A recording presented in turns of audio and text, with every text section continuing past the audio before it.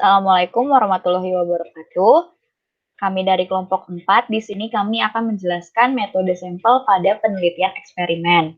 Kelompok kami beranggotakan saya sendiri, Ayu Magdalena, dan teman saya, Monica Juliana. Subpokok pembahasan kami yang pertama ada desain, kedua randomisasi, ketiga randomisasi dengan blok permutasi, dan yang keempat ada matching. Masuk ke topik pembahasan pertama yaitu desain. Penelitian eksperimen diartikan sebagai pendekatan penelitian kuantitatif yang paling penuh, artinya menguji semua persyaratan untuk menguji hubungan sebab akibat. Pada umumnya, eksperimen dilakukan dengan membandingkan satu intervensi, seperti program kesehatan, obat baru, dengan kontrol.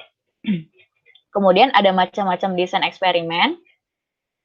Di pre-eksperimental ada one shoot case study, kemudian one group pretest post-test, intake group comparison. Dan di true eksperimental ada post-test only control design, post-test control group design. Kemudian ada factorial eksperimental. Dan di quasi eksperimental ada time series design dan non-equivalent control group design. Yang pertama dari pre-experimental design itu ada one shot case study, di mana dalam desain penelitian ini terdapat suatu kelompok diberi treatment atau perlakuan, dan selanjutnya diobservasi hasilnya.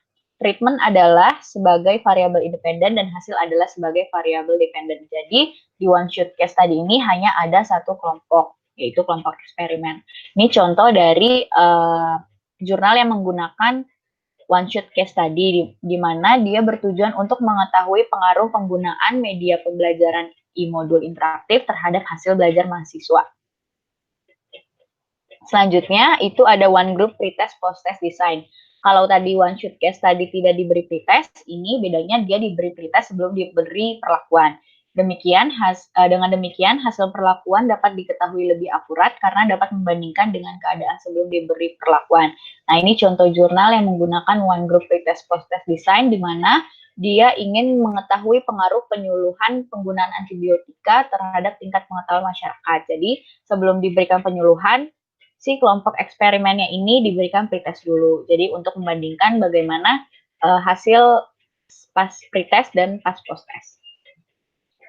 Kemudian ada intake group comparison, di mana pada desain ini terdapat satu kelompok yang digunakan untuk penelitian, tetapi dibagi dua, yaitu setengah kelompok untuk eksperimen yang diberi perlakuan dan setengah untuk kelompok kontrol yang tidak diberi perlakuan.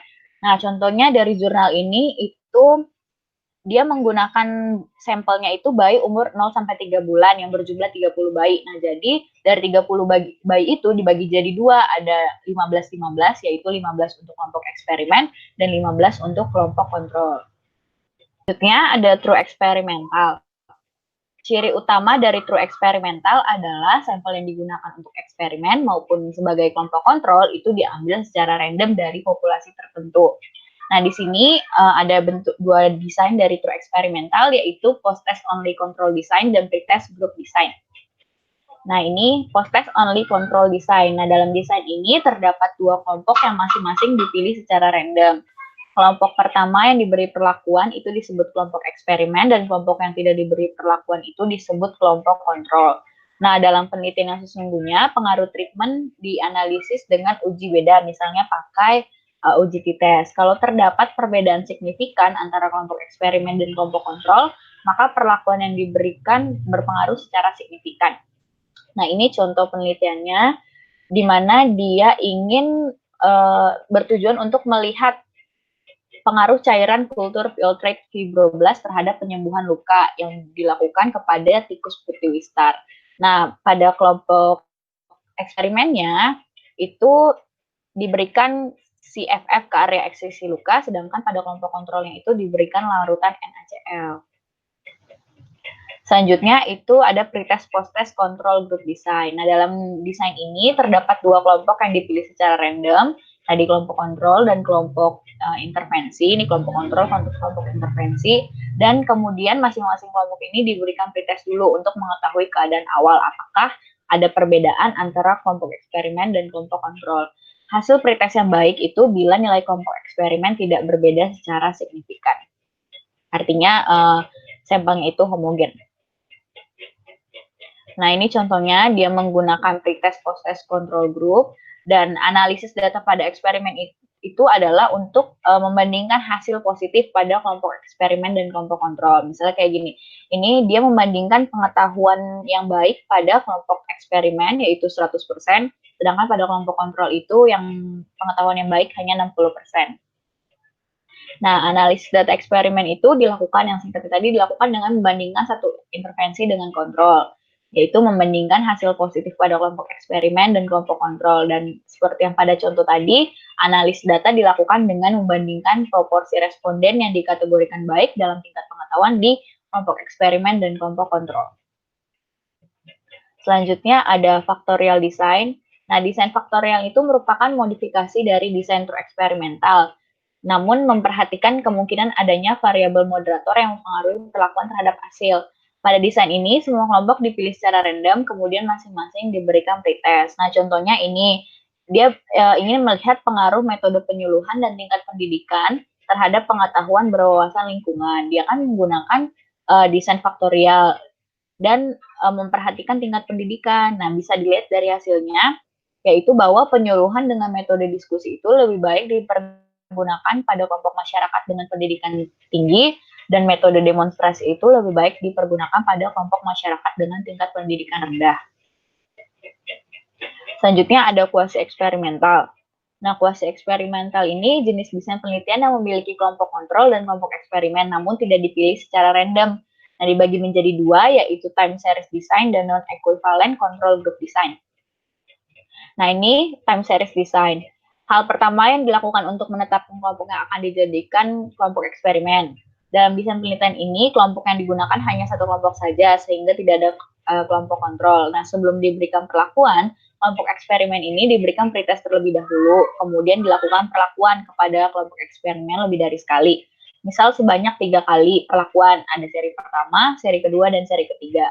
Setelah diberi perlakuan, kelompok eksperimen diberikan post-test sehingga dapat diperoleh nilai selisih antara skor pretest dan post-test. Nah, ini contoh jurnal yang menggunakan metode time series design. Selanjutnya ada non-equivalent control group design. Nah, desain ini hampir sama dengan pretest post-test control group design. Hanya pada desain ini, kelompok eksperimen maupun kelompok kontrolnya tidak dipilih secara random. Akan dilanjutkan oleh teman saya. Selanjutnya kita masuk ke randomisasi. Nah, pengertian dari randomisasi atau pengacakan adalah proses pengalokasian anggota sampel ke dalam kelompok-kelompok perbandingan secara acak. Nah, randomisasi ini dilakukan pada studi eksperimental, terutama pada uji klinik dengan tujuan untuk memperoleh kelompok-kelompok perbandingan yang comparable atau seimbang. Keseimbangan antar kelompok perbandingan ini akan meminimumkan kemungkinan terjadi co-founding oleh berbagai faktor prognostik seperti usia, jenis kelamin, derajat keparahan penyakit, dan sebagainya. Nah, prinsip dasar dari randomisasi itu seperti pelemparan uang koin. Jika yang terlihat angka, dipilih intervensi A. Jika yang terlihat gambar, dipilih intervensi B. Dalam penggunaan praktis, penggunaan koin tidak dilakukan tetapi digunakan tabel angka acak. Misalkan, seorang peneliti ingin membandingkan efektivitas obat hipertensi amlodipin dengan nifedipin. Randomisasi dapat dilakukan dengan tabel angka acak.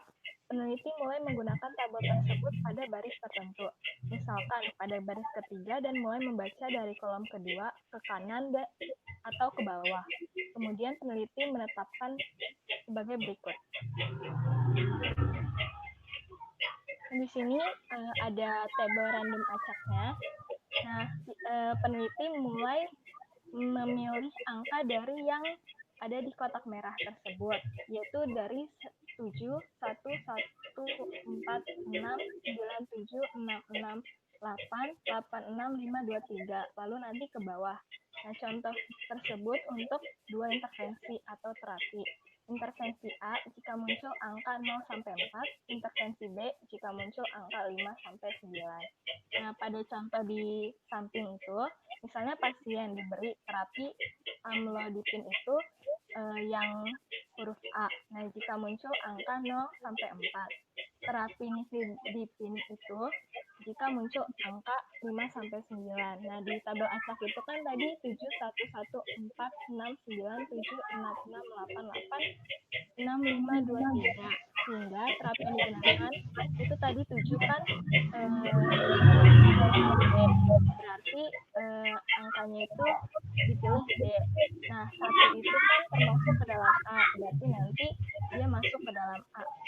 Dan selanjutnya nah, di sini ada contoh untuk 3 intervensi atau terapi. Sama seperti tadi, cuman kita tentukan untuk intervensi A itu jika muncul angka 1 sampai 3, lalu intervensi B jika muncul angka 4 sampai 6. Untuk intervensi C jika muncul 7 sampai 9. Nah, di sini angka 0 tidak digunakan. Jadi angkanya misalnya 0, 5, 2, 7, 8, 4, 3, 7.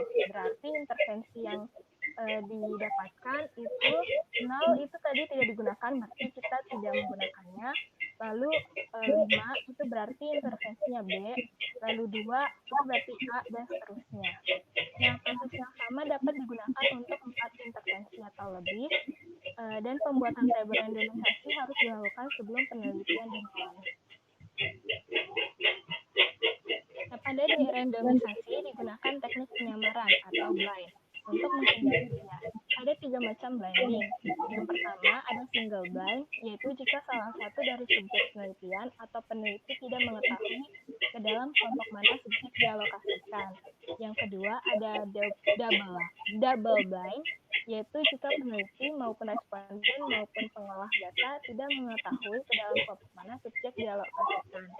Nah, yang ketiga ada triple blind, yaitu jika selain subjek, peneliti, dan pengolah data, tim monitoring pun juga tidak mengetahui ke dalam kelompok mana subjek dialokasikan. Cara randomisasi secara statistik adalah syahid, tetapi bisa terjadi alokasi intervensi yang tidak sama. Misalkan pada 20 subjek untuk 2 intervensi. Intervensi A pada 8 subjek, intervensi B pada 12 subjek. Sehingga untuk menghindari adanya alokasi yang tidak sama, seperti di atas, maka dilakukan randomisasi dengan menggunakan blok permutasi. Selanjutnya itu randomisasi dengan blok permutasi. Nah, untuk menghindari alokasi yang tadi tidak sama, dikembangkan teknik randomisasi dengan blok permutasi atau random permuted blocks. Nah, misalnya jumlah sampel seluruhnya adalah 46 dan ada 2 intervensi, maka diharapkan ada 23 subjek yang mendapatkan intervensi A dan 23 subjek lain mendapatkan intervensi B. Jadi, setiap intervensi mendapatkan jumlah subjek yang sama. Nah, misalnya untuk 2 intervensi dan blok 2 subjek, maka kita bagi dulu nih, jika muncul angka 0 sampai 4, intervensinya A dan B. Jika muncul angka 5 sampai 9, intervensi BA. Jadi kita membuat pola dulu. Nah, A itu untuk amlodipin, B itu untuk nifedipin. Misalnya muncul dari tabel random acak itu 8, 4, 2, 9, 4. Berarti 8 itu untuk intervensi BA, 4 itu AB, dan seterusnya. Nah, ini hasilnya. Pada 2 subjek pertama yang tadi dapat angka 8, itu diberikan, orang pertama itu diberikan nifedipin, dan untuk orang kedua itu diberikan amlodipin. Nah, pada 2 subjek kedua yang angka 4, berarti orang pertama dapat amlodipin, orang kedua itu dapat nifedipin, jadi berurutan 6. Begitu seterusnya. Dengan cara ini alokasinya akan sama untuk tiap intervensi. Nah, sistem yang sama juga dapat dilakukan untuk 3 intervensi. Misalnya untuk 3 intervensi dan blok 3 subjek. Misalnya ada 3 intervensi A, B, C. A untuk amlodipin, B untuk nifedipin, dan C untuk felodipin. Kita buat dulu kombinasi, dan ini hanya dapat membuat 6 kombinasi, yaitu misalnya ABC jika muncul angka 1, ACB jika muncul angka 2, BAC jika muncul angka 3, BCA jika muncul angka 4, CAB jika muncul angka 5, CBA jika muncul angka 6. Nah, angka 7 dan sampai 9 tidak digunakan. Nah, misalnya ini, jika peneliti misalnya mulai dari baris kedua kolom 4, yaitu 11641. Nah, didapatkan hasilnya seperti ini. Nah, misalnya dari pola pertama tadi kan ABC, jika muncul angka 1 maka ABC. Nah, berarti untuk 3 subjek pertama atau 3 sampel pertama, yaitu sampel pertama mendapatkan amlodipin, sampel kedua mendapatkan terapi nifedipin, dan subjek ketiga itu mendapatkan felodipin, begitu seterusnya. Nah, kombinasi intervensi dan besar blok dapat dilakukan misalnya untuk 2 intervensi dan blok 4 subjek. Misalnya AABB jika muncul angka 1, ABAB jika muncul angka 2, ABBA jika muncul angka 3, BBAA jika muncul angka 4, BABA jika muncul angka 5, dan BAAB jika muncul angka 6. Dan angka 0, 7 sampai 9 tidak digunakan. Misalnya A untuk amlodipin, B untuk nifedipin. Nah, hasilnya misalnya dapat angka pertama dari tabel random, berarti kan AABB. Nah, 4 subjek pertama ini berarti yang pertama dapat amlodipin, orang kedua juga dapat amlodipin, orang ketiga dapat nifedipin, dan orang keempat dapat nifedipin. Selanjutnya materi matching. Selanjutnya kita masuk ke materi matching. Nah, matching atau pemadanan merupakan salah satu upaya pengendalian co-funding, yaitu dengan memasangkan atau pairing tiap satu anggota kelompok studi dengan satu atau lebih anggota kelompok kontrol berdasarkan kesamaan dalam variabel tertentu. Contoh variabel yang dapat digunakan untuk matching antara lain yaitu usia, jenis kelamin, suku bangsa, tanggal masuk rawat inap, area rumah tinggal, dan status pernikahan. Matching ini biasa digunakan pada studi kasus kontrol dan ada kalanya digunakan pula dalam uji klinik. Nah, matching biasa digunakan pada studi kasus kontrol dan ada kalanya digunakan pada uji klinik. Nah, pada studi kasus kontrol ini, tiap satu kasus dapat dipasangkan dengan satu kontrol yang membentuk padanan ganda, ataupun dua kontrol yang membentuk padanan triplet atau triplet matching. Pada uji klinik, satu anggota kelompok pengobatan uji dipasangkan dengan satu atau dua anggota kelompok pengobatan kontrol, yang juga membentuk padanan ganda atau padanan triplet. Pada penelitian data berpasangan, yang analisis uji statistik dilakukan dengan uji T berpasangan untuk variabel dependen berupa data numerik, dan uji McNemar untuk variabel dependen berupa data kategori. Untuk data berpasangan demikian didapatkan matching secara spontan. Misalnya, yang pertama pengujian khasiat dua salep kulit A dan B yang diindikasikan untuk penyakit kulit yang sama. Pada tiap subjek yang sama, salep A diberikan untuk ruam kulit di bagian kiri tubuh dan salep B untuk bagian kanan tubuh, ataupun sebaliknya. Yang kedua, pengujian hasil penyuluhan pemeriksaan gizi pada sekelompok ibu hamil.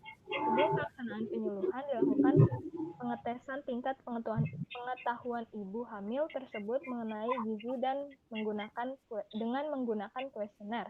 Dan beberapa saat setelah pelaksanaan penyuluhan dilakukan pengetesan ulang terhadap kelompok ibu yang sama dengan kuesioner yang sama.